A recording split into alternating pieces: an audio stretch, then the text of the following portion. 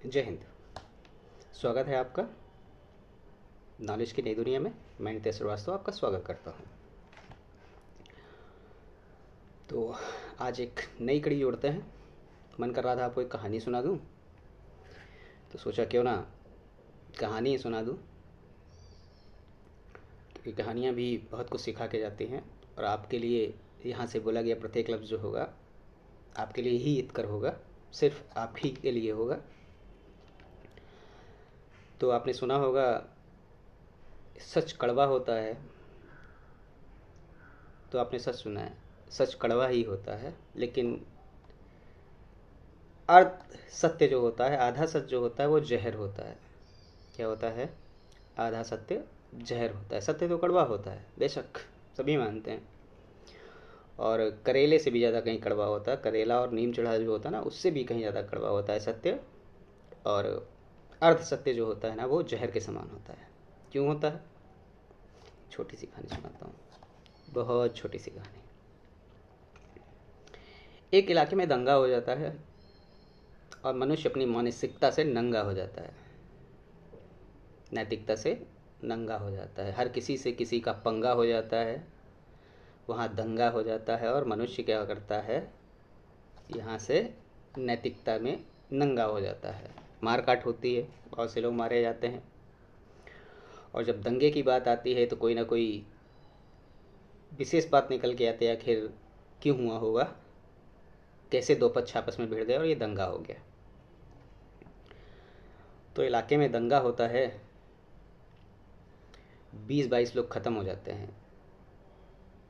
कुछ हिंदू समुदाय के होते हैं, कुछ मुस्लिम समुदाय के होते हैं। जांच बिठाई जाती है,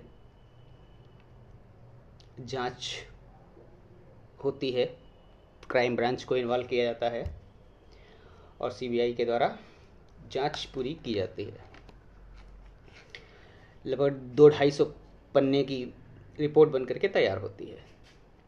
और जो अधिकारी होता है उसे तैयार करता है, पॉइंट टू पॉइंट उसमें उसने उल्लेख कर रखा था कि क्या हुआ और कैसे हुआ, फिर ये दंगा हुआ।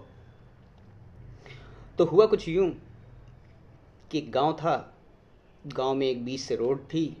रोड की उस तरफ मुस्लिम समुदाय के लोग रहते थे, रोड के इस साइड में हिंदू समुदाय के लोग रहते थे।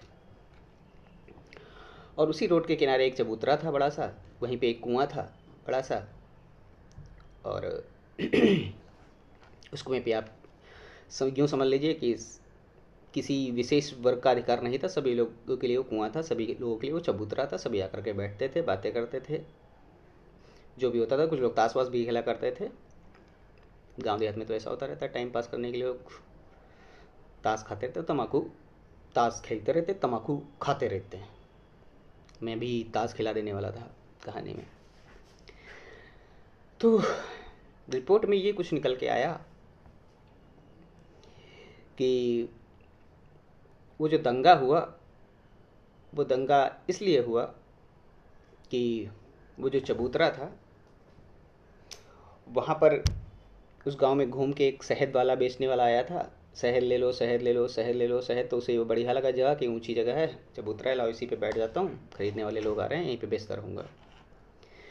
तो उसने क्या किया, वहीं पे अपना टंडीला जो कुछ भी था, जो कुछ भी सामान उसका था, उसने रख रखा था वहाँ पे, वो बिक रहा था।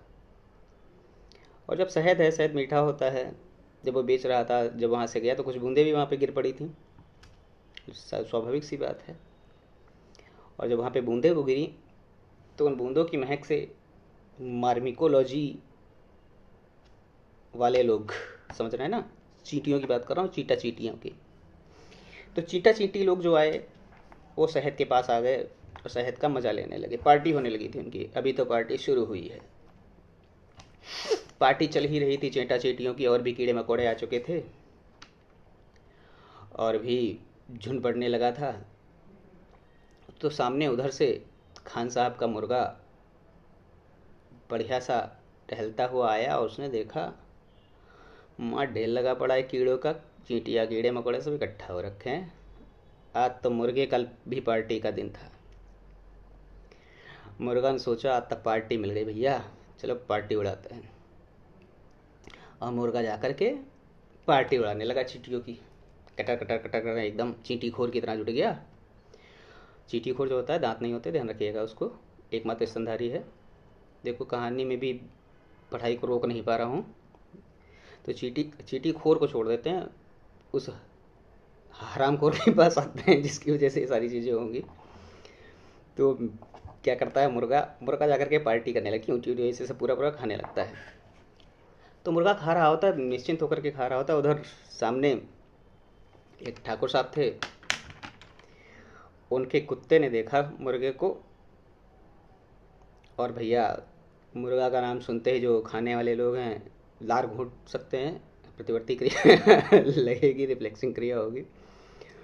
तो मुर्गे को जब उसने देखा कुत्ते ने, तो उसके दिमाग में आया लेग पीस मिल गया, आज तो मज़ा आ जाएगा एकदम। उसने क्या करा, कुत्ते के पास गया और कुत्ते को पकड़ लिया इसे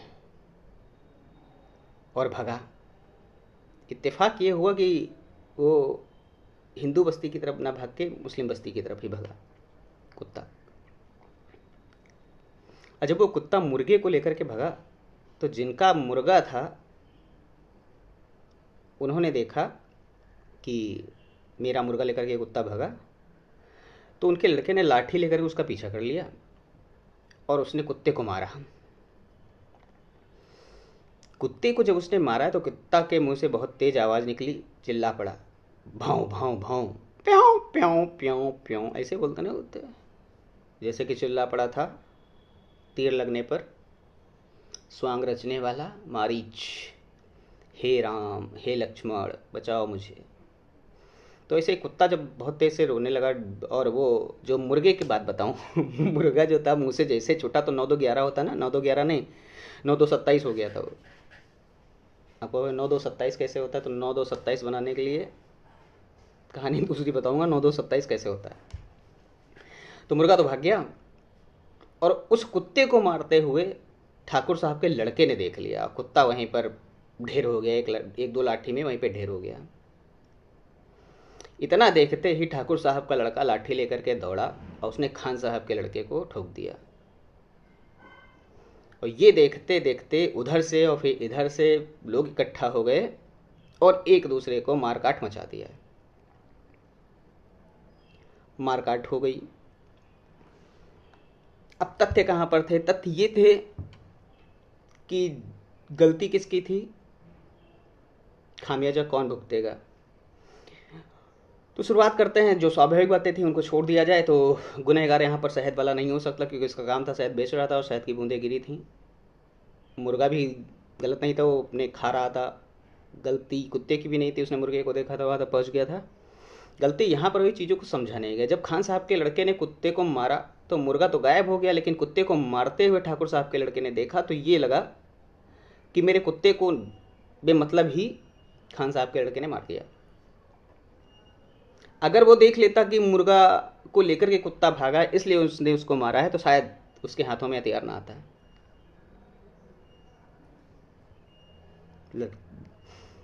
फिर लामोला खामियाजा क्या निकला, वो इंसानों पे आके बीत गई।